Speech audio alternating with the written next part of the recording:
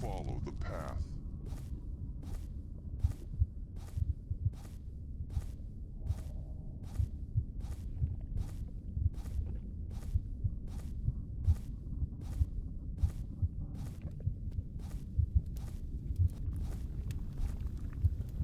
In an ancient castle, Sir Roland, a knight known for his unmatched skill, became arrogantly proud.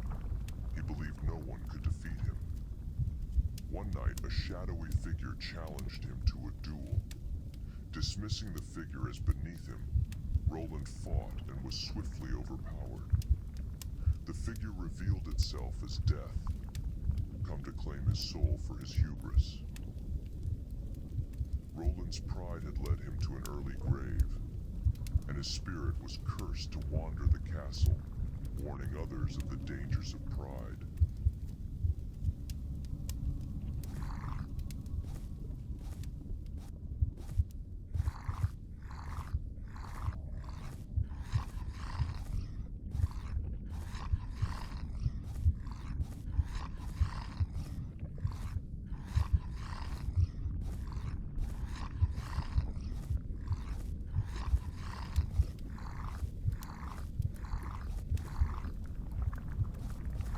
Lady Elizabeth, a noblewoman, heard whispers of a cursed jewel that granted eternal wealth. Ignoring the warnings, she obtained it, only to find her wealth growing exponentially. But with it came unrelenting nightmares and hallucinations of twisted, shadowy figures clawing at her. As her riches piled up, so did her paranoia. One night, the figures emerged from her nightmares, dragging her into the shadows.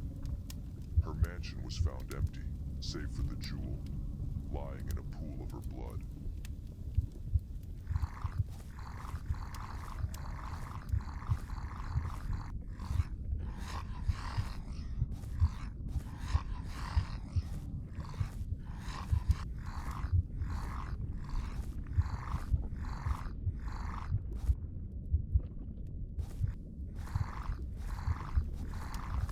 Prince Alexander's insatiable desires led him to a mysterious enchantress who promised pleasures beyond his imagination. He indulged, unaware that with each encounter, she was draining his life force. Over time, he grew weak and gaunt, haunted by visions of the enchantress's true form, a hideous demonic creature. One final night, she consumed him entirely, leaving behind only a withered husk and a chilling warning. Those who succumb to lust may lose their very souls.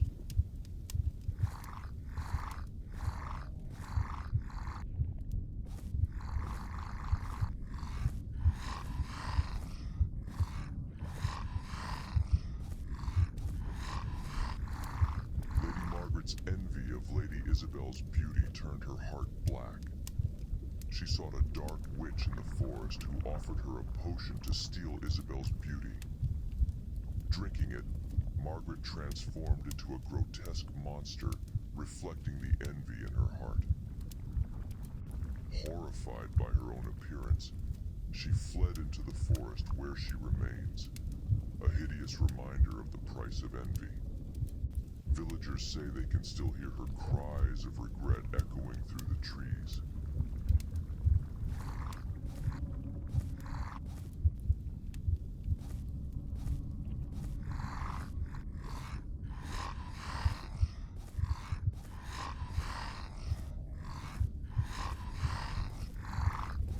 Baker Thomas, unable to resist his own delectable creations, began consuming them in grotesque amounts.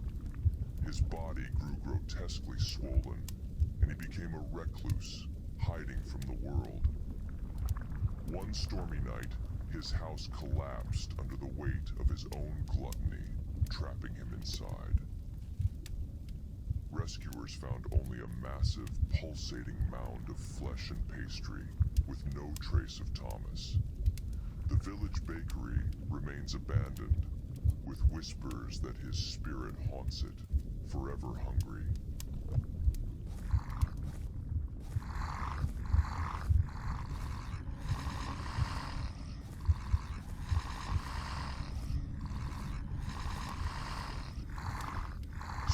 His thirst for vengeance led him to a cursed sword said to amplify its wielder's rage. With it, he exacted brutal retribution on his enemies. However, each kill fueled the sword's malevolent power, warping William's mind and body into a monstrous form. Eventually, he was consumed by the sword's wrath, becoming a beast driven by an unending bloodlust. His castle fell into ruin, and travelers avoid the area, fearing the beast's wrathful spirit still lurks in the shadows.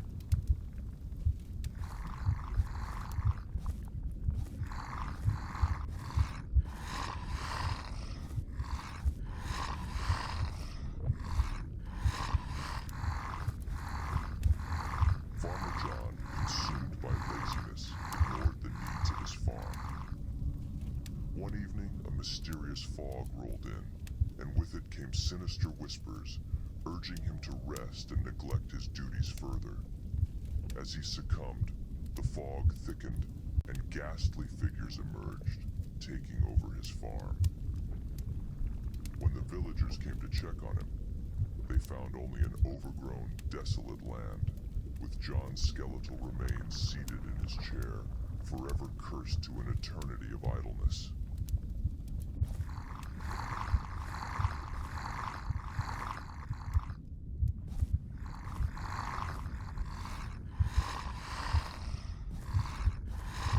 All you had to do was follow the path, but you didn't. You got distracted and sins followed you on your way. You're going to hell.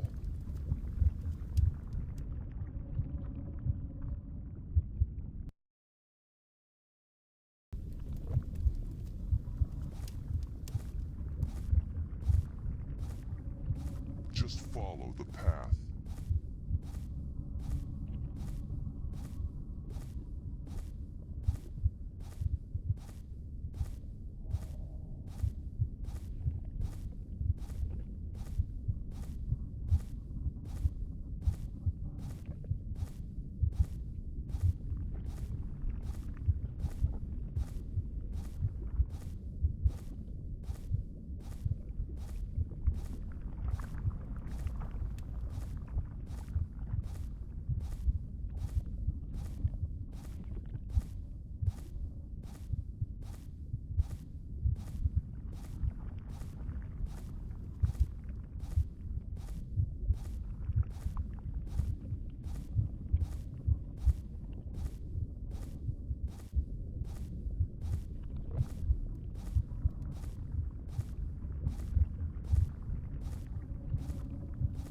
All you had to do was follow the path.